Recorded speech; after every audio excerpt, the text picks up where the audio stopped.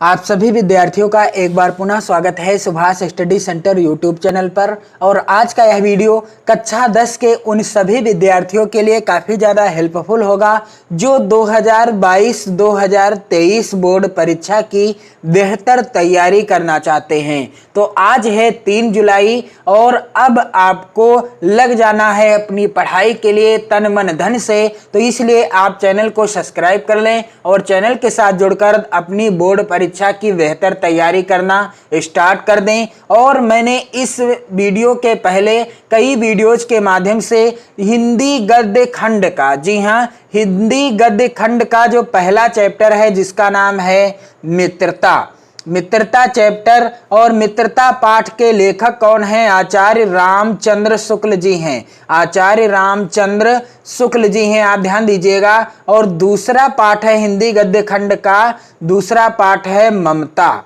दूसरा पाठ क्या है? ममता, जिसके लेखक कौन है? जयशंकर प्रसाद जी, जयशंकर प्रसाद जी। तीसरा पाठ है क्या लिखूं। तीसरा पाठ क्या है? क्या लिखूं, और जिसके लेखक कौन हैं? क्या लिखूं पाठ के पद्मलाल पुन्नालाल बख्शी जी, पद्मलाल पुन्नालाल बख्शी जी हैं, आप ध्यान दीजिएगा। और इसके बाद जो अगला चैप्टर है, अगला पाठ है भारतीय संस्कृति। भारतीय संस्कृति, जिसके लेखक कौन हैं? डॉक्टर राजेंद्र प्रसाद जी। लेखक कौन है? डॉक्टर राजेंद्र प्रसाद जी, आप ध्यान दीजिएगा, डॉक्टर राजेंद्र प्रसाद जी हैं। और आज जो चैप्टर है, आज का चैप्टर कौन सा है? 5वां चैप्टर है हिंदी गद्य खंड का, हिंदी गद्य खंड का 5वां चैप्टर है जिसका नाम है ईर्ष्या तू न गई मेरे मन से। ईर्ष्या तू न गई मेरे मन से। और इस पाठ के लेखक कौन हैं? तो इस पाठ के लेखक हैं रामधारी सिंह दिनकर।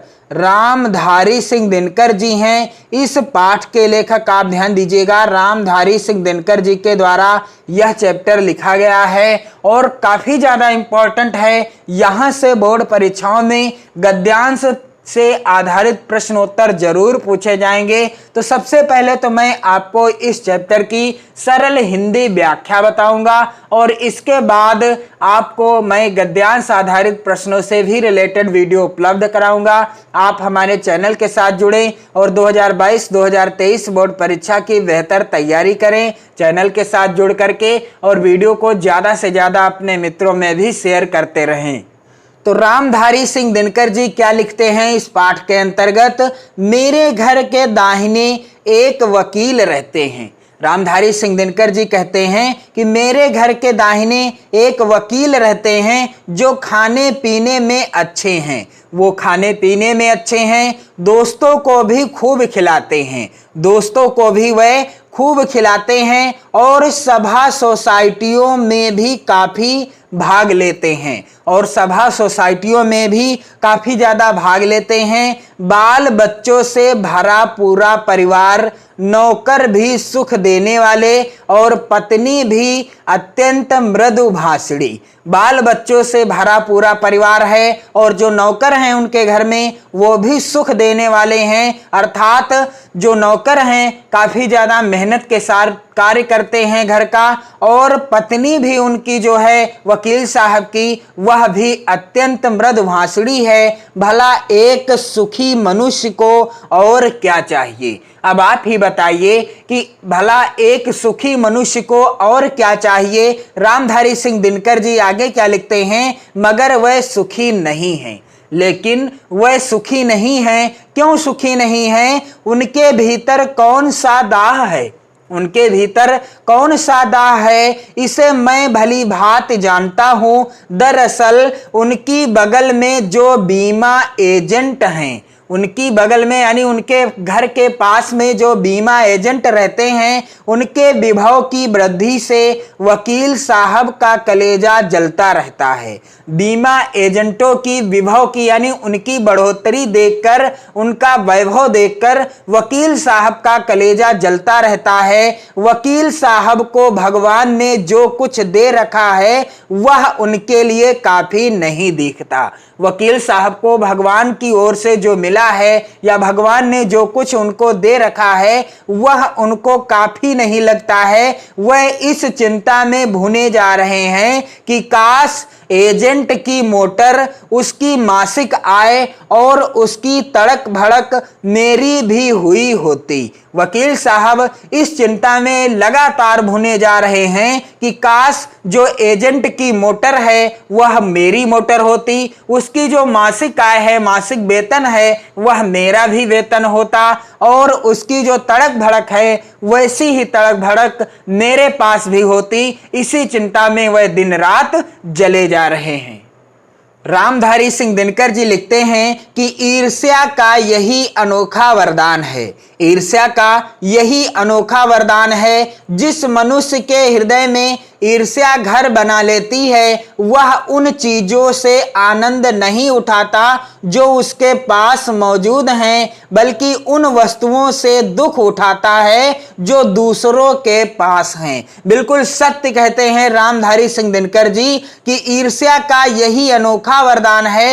एक ऐसा वरदान दे रखा है ईर्ष्या ने कि जिस मनुष्य के हृदय में ईर्ष्या घर बना लेती है, जिस भी मनुष्य के हृदय में ईर्ष्या ने घर बना लिया वह उन चीजों से आनंद नहीं उठाता जो उसके पास मौजूद हैं। जिस किसी व्यक्ति के हृदय में ईर्ष्या ने घर बना लिया है तो वह उन चीजों से कभी भी आनंद नहीं उठाता है, सुखी नहीं रह पाता है जो उसके पास मौजूद हैं, बल्कि उन वस्तुओं से दुख उठाता है जो दूसरों के पास हैं। बल्कि उन वस्तुओं से वह मनुष्य दुख उठाता है जो दूसरों के पास होती हैं। इसीलिए ईर्ष्या का ऐसा वरदान है, वह अपनी तुलना दूसरों के साथ करता है।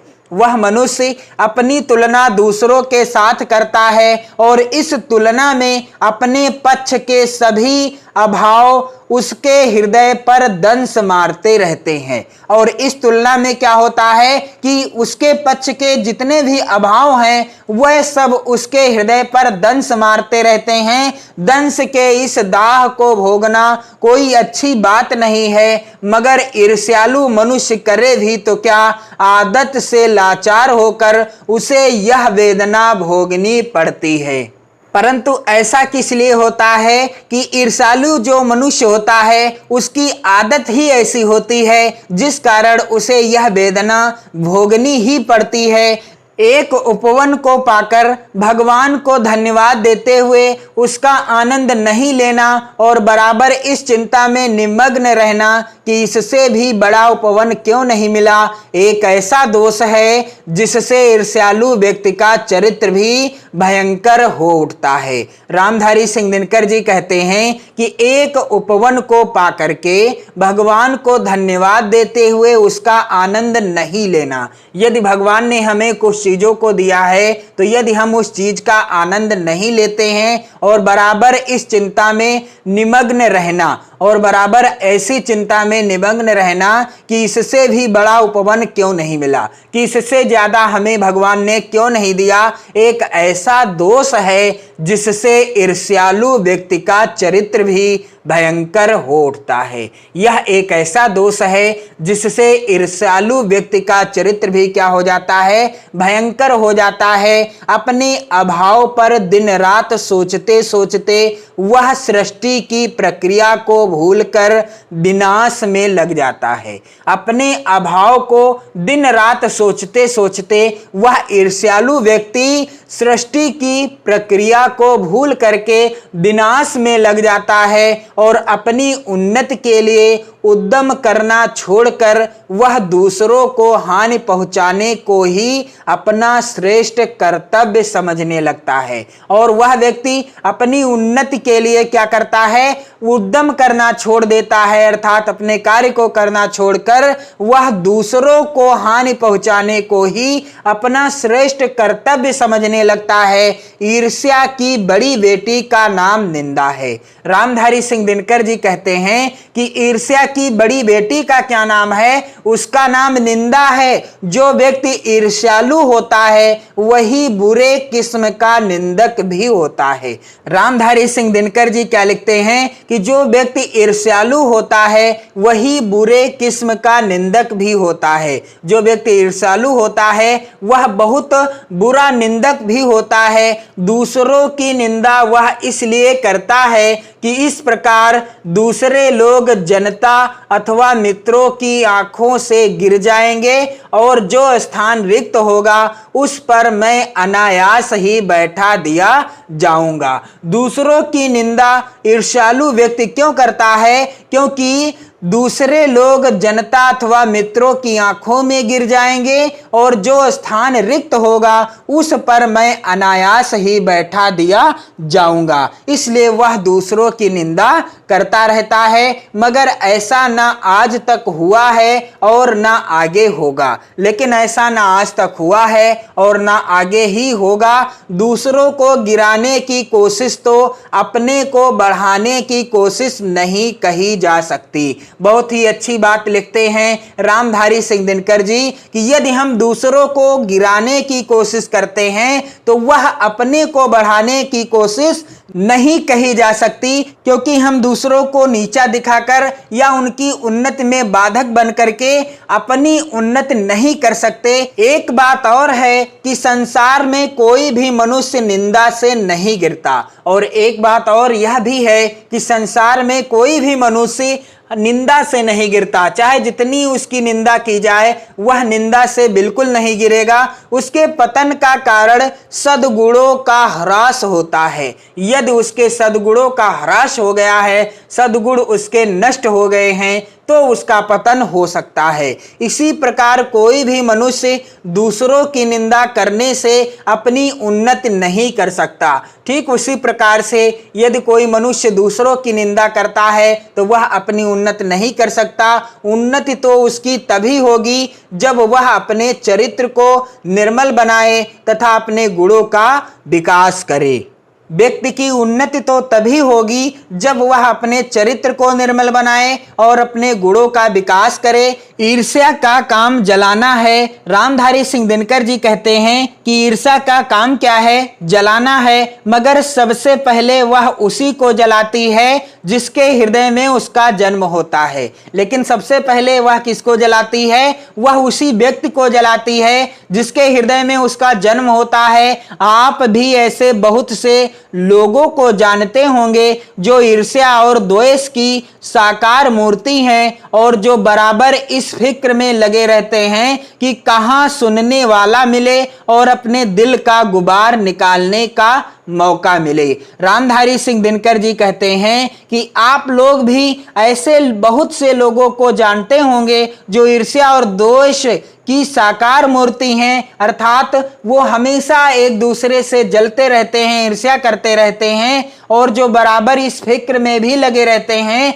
कि कहां सुनने वाला कोई मिल जाए और वह अपने दिल का गुबार निकालने का मौका पा सकें। श्रोता मिलते ही उनका ग्रामोफोन बजने लगता है, और जैसे ही कोई श्रोता मिल जाता है, सुनने वाला मिल जाता है, तो वह ग्रामोफोन की तरह बजने लगते हैं और वह बड़ी ही होशियारी के साथ एक एक कांड इस ढंग से सुनाते हैं मानो विश्व कल्याण को छोड़कर उनका और कोई ध्येय नहीं हो। और वह क्या करते हैं कि बड़ी होशियारी के साथ एक एक कांड इस ढंग से सुनाते हैं मानो विश्व कल्याण को छोड़कर उनका और कोई ध्येय नहीं हो। अगर जरा उनके अपने इतिहास को देखिए, रामधारी सिंह दिनकर जी कहते हैं कि अगर जरा उनके अपने इतिहास को देखिए और समझने की कोशिश कीजिए कि जब से उन्होंने इस सुकर्म का आरंभ किया है तब से वह अपने क्षेत्र में आगे बढ़े हैं या पीछे हटे हैं। रामधारी सिंह दिनकर जी कहते हैं कि अगर आप उनके इतिहास को देखिए और समझने की कोशिश भी कीजिए कि जब से उन्होंने इस सुकर्म का आरंभ अर्थात ईर्ष्या निंदा करने का आरंभ किया है या ईर्ष्या से एक दूसरे से जलने का आरंभ किया है, दूसरों की निंदा करने का आरंभ किया है, तब से वह अपने क्षेत्र में आगे बढ़े हैं या पीछे हटे हैं। यह भी है कि वह निंदा करने में समय व शक्ति का अपव्यय विजय नहीं करते तो आज इनका स्थान कहाँ होता। और यह भी है, यदि वह अपना जो समय है, कीमती समय है, उस समय को निंदा करने में या दूसरों से ईर्ष्या करने में अपव्यय नहीं करते तो आज उनका स्थान न जाने कहां पर होता। चिंता को लोग चिता कहते हैं। रामधारी सिंह दिनकर जी कहते हैं कि चिंता को लोग चिता कहते हैं। चिंता को लोग क्या कहते हैं? चिता कहते हैं। चिंता चिता के समान होती है। जिसे किसी प्रचंड चिंता ने पकड़ लिया है उस बेचारे की जिंदगी ही खराब हो जाती है। रामधारी सिंह दिनकर जी कहते हैं कि जिसे किसी प्रचंड चिंता ने, घोर चिंता ने पकड़ लिया है उस बेचारे की जिंदगी ही खराब हो जाती है। किंतु ईर्ष्या शायद चिंता से भी बदतर चीज है। किंतु ईर्ष्या शायद चिंता से भी बदतर चीज होती है, क्योंकि वह मनुष्य के मौलिक गुणों को ही कुंठित बना डालती है। क्योंकि ईर्ष्या का काम क्या है? वह मनुष्य के मौलिक गुणों को, जो उसके गुण हैं, उनको भी कुंठित कर डालती है, खराब कर डालती है। मृत्यु शायद फिर भी श्रेष्ठ है। मृत्यु शायद फिर भी श्रेष्ठ है बनिस्बत इसके कि हमें अपने गुणों को कुंठित बनाकर जीना पड़े। रामधारी सिंह दिनकर जी कहते हैं इससे अच्छा तो मृत्यु है कि हमारे जो गुण हैं यदि वो ही कुंठित हो जाएं तो हम क्या करेंगे। चिंता दग्ध व्यक्ति समाज की दया का पात्र है। रामधारी सिंह दिनकर जी कहते हैं कि जिसे किसी प्रचंड चिंता ने घेर लिया वह तो समाज की दया का पात्र हो जाता है। किंतु ईर्ष्या से जला भुना आदमी जहर की एक चलती फिरती गठरी के समान है। किंतु जो ईर्ष्या से जला भुना आदमी होता है वह किसके समान होता है? अर्थात जो ईर्ष्यालु व्यक्ति होता है वह जहर की एक चलती फिरती गठरी के समान होता है, जो हर जगह वायु को दूषित करती फिरती है। जो हर जगह वायु को क्या करती फिरती है? दूषित करती फिरती है। ईर्ष्या मनुष्य का चारित्रिक दोष नहीं है। ईर्ष्या मनुष्य का चारित्रिक दोष नहीं है, प्रत्युत इससे मनुष्य के आनंद में भी बाधा पड़ती है। इससे मनुष्य के आनंद में भी बाधा पड़ जाती है। जब भी मनुष्य के हृदय का उदय होता है सामने का सुख उसे मध्यम सा दिखने लगता है। पक्षियों के गीत में जादू नहीं रह जाता और फूल तो ऐसे हो जाते हैं मानो वह देखने के योग्य ही ना हो। जो मनुष्य ईर्ष्या को अपने हृदय में घर दे देता है, अर्थात जिसके हृदय में ईर्ष्या घर कर जाती है, तो उसे पक्षियों के गीत में किसी प्रकार का जादू नहीं दिख पड़ता, अर्थात गीत में किसी प्रकार का जादू मालूम नहीं पड़ता है। फूल तो उसके लिए ऐसे हो जाते हैं मानो वह देखने के योग्य ही ना हो। तो आज के इस वीडियो में मैं आपको इतने ही पाठ की सरल हिंदी व्याख्या बताऊंगा और आप चैनल के साथ जुड़ें और 2022-2023 बोर्ड परीक्षा की बेहतर तैयारी करें। वीडियो को ज़्यादा से ज़्यादा शेयर करें, पढ़ते रहें और अपनी बोर्ड परीक्षा की बेहतर तैयारी करते रहें। जय हिंद।